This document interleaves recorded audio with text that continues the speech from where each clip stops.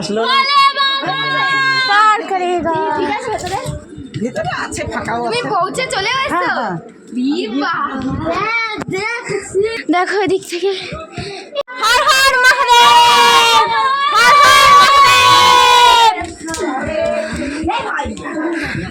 হর হর মহাদেব इसका अंतर्गत तो यहाँ संस्कृत पाठशाला था नहीं यहाँ এখন ঝাড়খণ্ড রাজস্থান দেখা যাচ্ছে আমরা এখন হচ্ছি কেদারনাথে দিকে চলো যাও দেখা যায় বাবার ঘর এই যে চলে এসছি আরেকটু আছে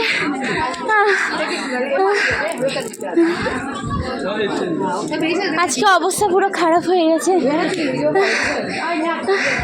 এদিকটাই দেখো তোমরা